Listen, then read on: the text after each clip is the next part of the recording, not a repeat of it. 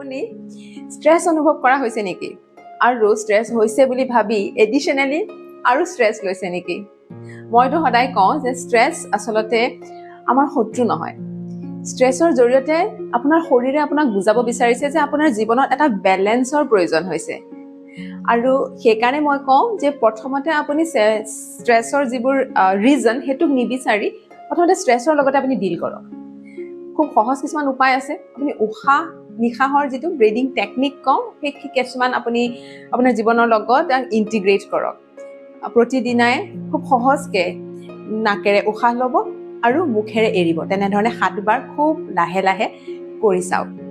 দ্বিতীয়তে digital detox আপুনি 30 minute হ'লেও ছ'চিয়েল মিডিয়া বা ডিজিটেল স্ক্ৰীণ টাইমৰ পৰা নিজকে আঁতৰাই ৰাখক আৰু অকণমান শৰীৰৰ কাৰণে কিবা এটা কৰক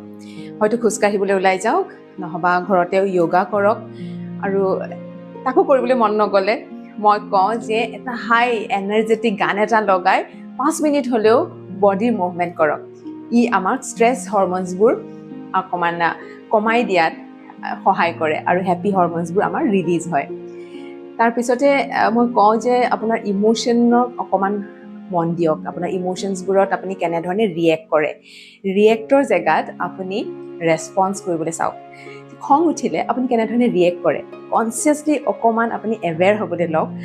আৰু সেই মুহূৰ্তত যদি আপুনি ৰিয়েক্ট কৰোঁ লাগিছে তেনেহ'লে মই ক'ম যে সেই ঠাইৰ পৰা আপুনি আঁতৰি দিয়ক এটা পজ লওক এটা দীঘলীয়া উশাহ লওক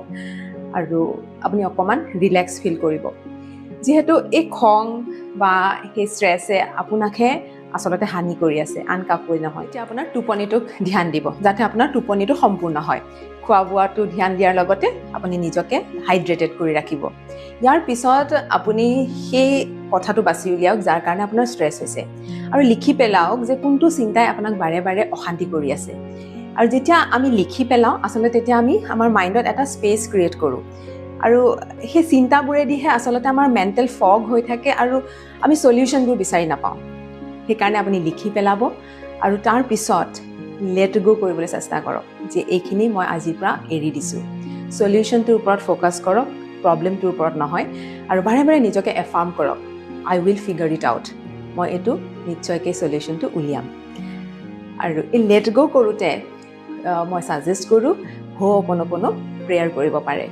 হো'প'ন'প'ন' প্ৰেয়াৰত আমি নিজকে বাৰে বাৰে কওঁ I am sorry please forgive me thank you I love you এই 4টা বাক্য বাৰে বাৰে যেতিয়া আপুনি কৈ থাকিব আপুনি দেখিব যে আপোনাৰ ভিতৰৰ পৰা সেই নেগেটিভ যিখিনি ভাইব্ৰেশ্যন সেইখিনি আপোনাৰ নোহোৱা হৈছে আপুনি সঁচাকৈ লেট গো কৰিব পাৰিছে আৰু এটা পজিটিভ ভাইব্ৰেশ্যনেৰে আপুনি সম্পূৰ্ণ হৈছে কৰি চাব আৰু কেনেকুৱা লাগিল কৰি মোক জনাবলৈ নাপাহৰিব আৰু মই আকৌ আপোনাক ওচৰলৈ এনেধৰণৰ ভিডিঅ'লৈ আহি থাকিম থেংক ইউ